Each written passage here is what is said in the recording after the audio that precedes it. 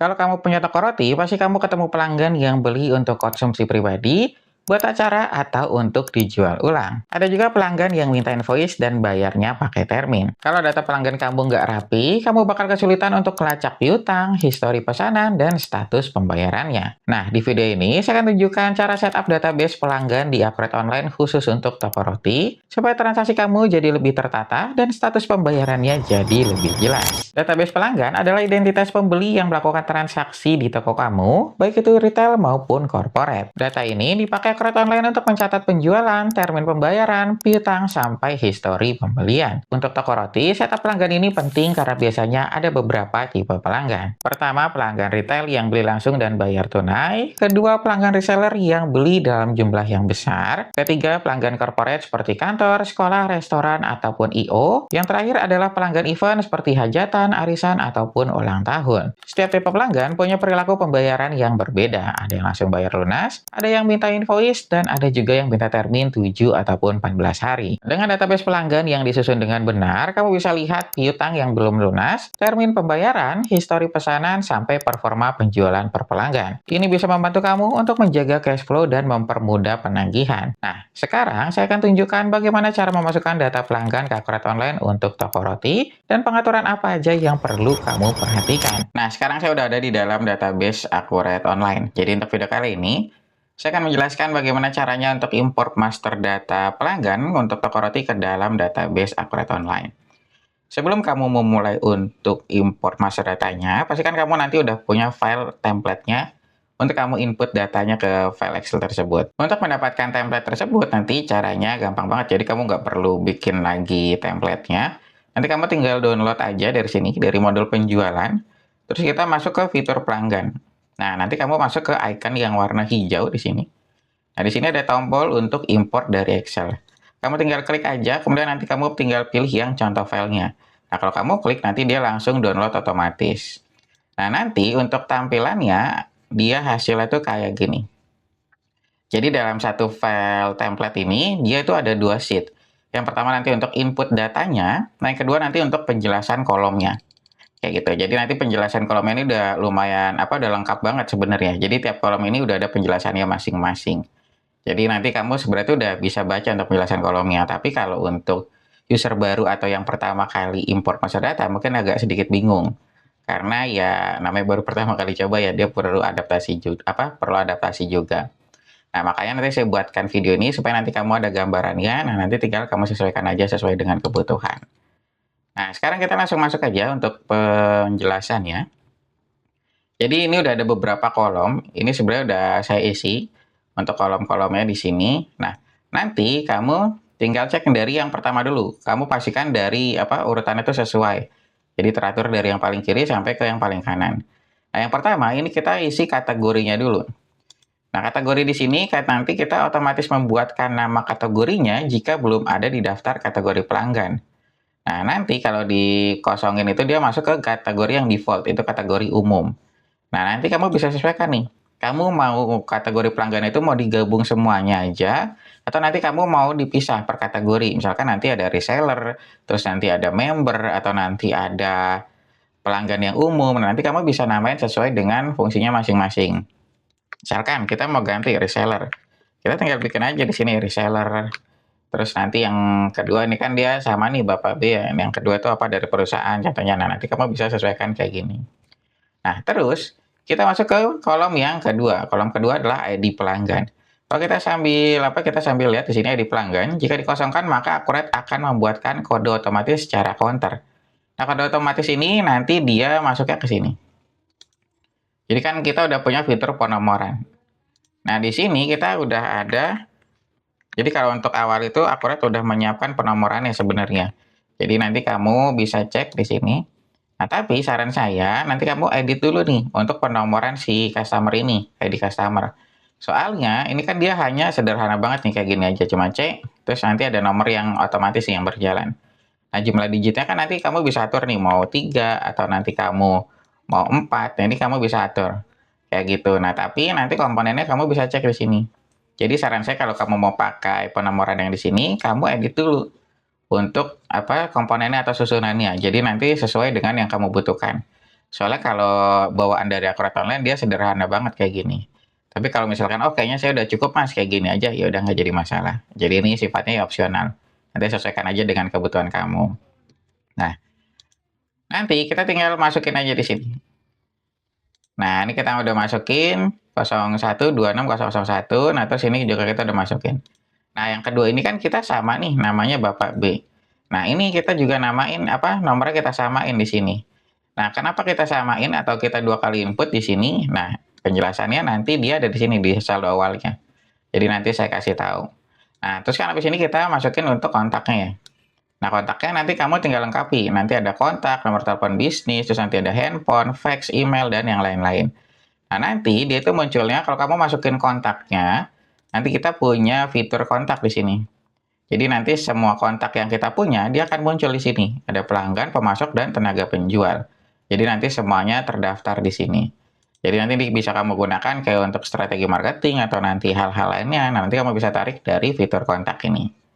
Nah, terus kita lanjut lagi. Baru kita masuk ke saldo awal. Nah, saldo awal ini kan kenapa tadi saya masukinnya 2? Karena jadi di beberapa customer saya itu ada kasusnya kayak gini. Jadi kan nanti kamu pastikan udah, kamu tentu ini tanggal cut off-nya per tanggal berapa. Misalkan tanggal 31 Desember. Nah, berarti kan kamu hitung dulu tuh semuanya. 31 Desember itu saldonya tuh berapa aja. Terus nanti ada transaksi yang outstanding itu apa aja. Nah, nanti kan pasti kamu udah punya catatannya. Nah, kalau satu pelanggan itu punya beberapa transaksi, jadi ada dua treatment. Jadi pertama nanti bisa digabung keseluruhannya, semua transaksinya, atau nanti bisa dibuat per transaksi yang masih outstanding. Jadi misalkan kalau dia masih sisa 2 transaksi, ya berarti nanti kamu masukin 2 transaksi. Tapi kalau misalkan 5, ya berarti kamu masukin 5 di sini. Nah, ini kan saya contohnya ada 2 transaksi ceritanya yang masih menggantung. Nah, makanya saya nyatetnya kayak gini. Jadi tanggal 10-nya 1, ini nilainya 2 juta, terus tanggal 9-nya 1, nilainya 1.900.000. Nah, ini nanti pastikan kalau kamu ada input yang transaksinya ada beberapa ini, nanti pastikan kamu isi ID pelanggannya. Karena nanti dia mengacunya tuh ke ID pelanggan. Jadi kamu nggak bisa kosongin ID pelanggannya. Nanti kalau kamu kosongin, otomatis nanti si Akurat Online itu dia ngebuat pelanggannya jadi double. Jadi nanti ada Bapak A1, Bapak B1, Bapak B2, kayak gitulah intinya. Jadi pastikan kamu masukinnya di sini supaya nanti data pertama nanti masuk atas nama Bapak B. Nah, nanti data kedua masuk juga untuk menambah kuantitas atau nilai dari Bapak B yang pertama, kayak gitu. Jadi nanti fungsinya kayak gitu. Nanti dia mengasihnya ke ID pelanggan di sini.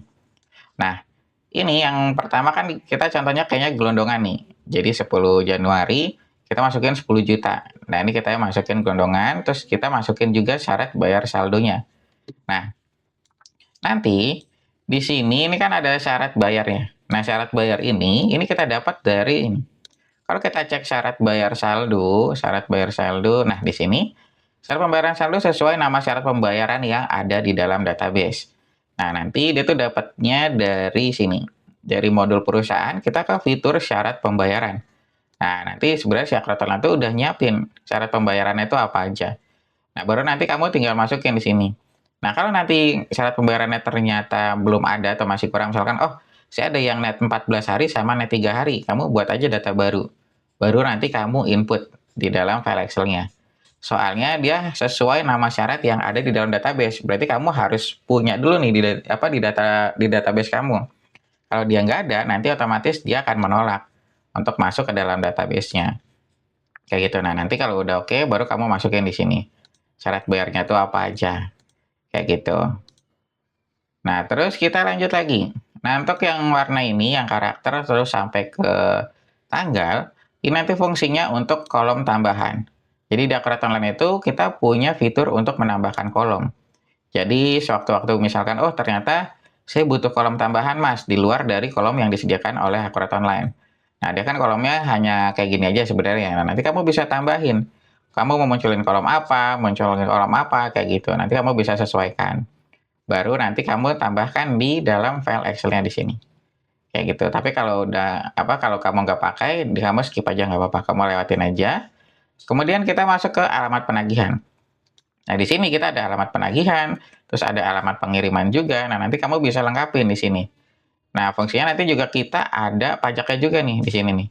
Nah, baru nanti kan di sini dia ada di sini. Di sini maaf. Nah, kayak gini. Jadi kita ada alamat penagihan sama alamat pengiriman. Nanti kamu bisa cek dari sini aja. Kayak gitu. Nanti hasil akhirnya itu dia dari sini.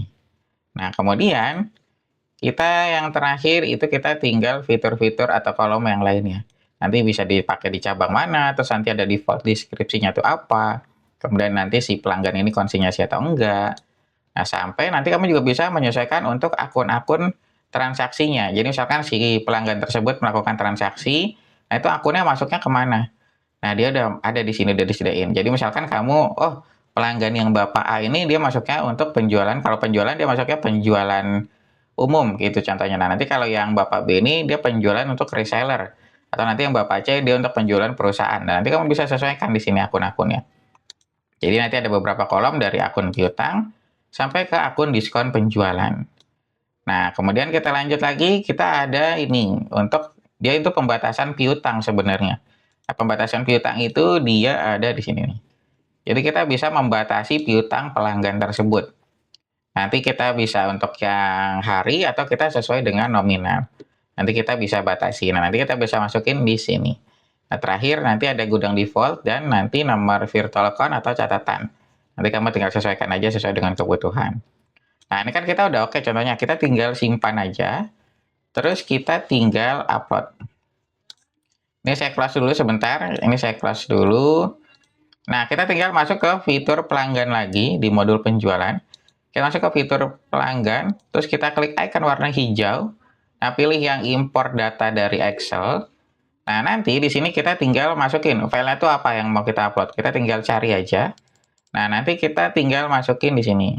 Nah, tadi kan kita yang pelanggan ya. Kita tinggal klik yang pelanggan, tinggal open, terus kita unggah. Nah, nanti si Akret Online dia akan langsung membaca kolomnya otomatis. Nah, nanti kan kenapa otomatis ya? Karena ini kan template-nya dari si Akret Online ya. Jadi kamu nggak perlu mapping-mapping manual. Nanti langsung pakai aja yang dari Akret Online. Makanya kalau pakai template yang dari Akret Online itu dia langsung ngebacanya otomatis. Nah, ini yang tadi saya bilang dia langsung ngebaca otomatis. Nanti udah kamu cek dia udah sesuai semua. Jadi ada kode pos, terus nanti alamat, ID pelanggan, dan lain-lain. Dia udah sesuai dengan kolomnya masing-masing. Nah, terus kita tinggal lanjutkan aja. Nah, di sini pas kamu konfirmasi impor data, ini ada hal yang perlu kamu checklist. Nah, ini kenapa kita harus checklist? Karena ini kan kita lakukan update data dan simpan saldo awal sebagai tambahan saldo baru jika sudah ada database, data yang sama di dalam database. Nah, karena ini kan kita ada dua data yang sama nih, yang Bapak B. Jadi kita harus checklist ini. Kalau kita nggak checklist, nanti transaksi yang kedua pasti tertolak. Karena dianggapnya double. Makanya kita perlu checklist supaya nanti data yang Bapak B pertama ini masuk. Nah, yang Bapak B kedua, dia akan memperbarui atau menambah nilai dari Bapak B yang pertama. Jadi dia bergabung lah istilahnya nilainya. Ya gitu, makanya kamu perlu checklist ini nih. Tapi kalau kamu nggak checklist, pasti yang data kedua dia tertolak. Makanya nanti kamu wajib checklist ini. Kalau misalkan kamu ada beberapa data yang sama, karena dia transaksi outstandingnya dia masih banyak kayak gitulah istilahnya. Jadi kamu harus checklist itu. Nah, terus kamu tinggal klik lanjutkan. Nah, nanti ini udah proses pengimporan data.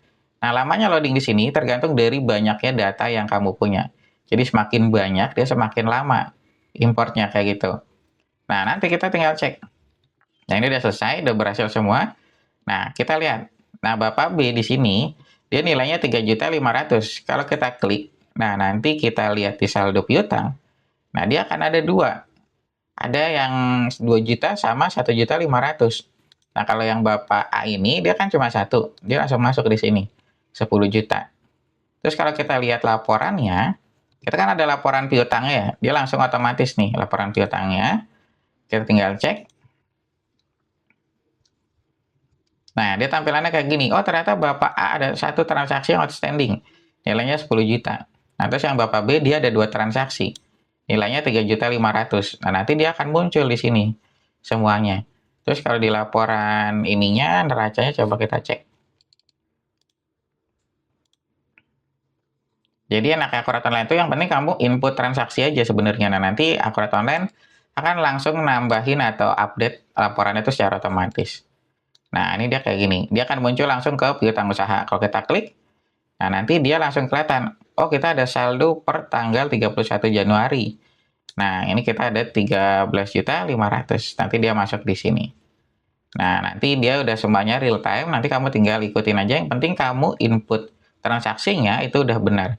Maka nanti hasil akhirnya udah pasti dia benar juga. Karena kan dia mengikuti dari transaksi yang kamu input. Nah, kemudian kita juga ada di dashboardnya. Ini kan kita ada piutang yang jatuh tempo ya. Misalkan kita cek 3 bulan ke depan. Nah, nanti dia kelihatan juga di sini. Oh, kita ada jatuh tempo untuk piutang atas nama customer siapa. Nah, dia ada Bapak B di sini. Nah, terus kalau kita cek, kita juga ada fitur kalender. Nah, nanti kelihatan jatuh temponya. Nah, dia nanti ada di sini. Kalau kita cek lagi, nah ini lagi memperbarui. Nah, nanti dia akan muncul semua transaksinya di sini, kayak gitu. Jadi semuanya nanti real time. Nah, mungkin sampai sini aja penjelasan yang bisa saya berikan tentang cara untuk import master data pelanggan untuk toko roti ke dalam database Akurat Online. Nanti misalkan kamu ada pertanyaan lainnya, kau bisa langsung tulis aja di kolom komentar. Dan nanti kamu bisa langsung DM aja ke akun Instagram saya. Jadi intinya, database pelanggan yang rapi akan membantu kamu untuk mengatur penjualan, memonitor piutang, dan mengelola termin pembayaran. Dengan begitu, kamu bisa menjaga cash flow toko roti kamu dan administrasinya jadi lebih mudah. Kalau kamu sudah memakai Akurat Online tapi masih bingung cara setup pelanggan ataupun fitur lainnya, kamu bisa ikuti jasa training dari Akurat. Training ini cocok untuk kamu yang ingin sistemnya berjalan dengan benar, rapih, dan sesuai dengan operasional yang ada di bisnismu. Kamu tinggal hubungi saya aja dan saya akan langsung bantu kamu sampai paham. Nah, mungkin sampai sini aja penjelasan yang bisa saya berikan tentang cara import master data pelanggan untuk toko roti ke dalam database Akurat Online. Jika kamu ada pertanyaan lainnya, kamu bisa langsung tulis aja di kolom komentar atau nanti kamu bisa langsung DM aja ke akun Instagram saya. Terima kasih sudah menonton video ini sampai selesai. Sampai jumpa di video selanjutnya.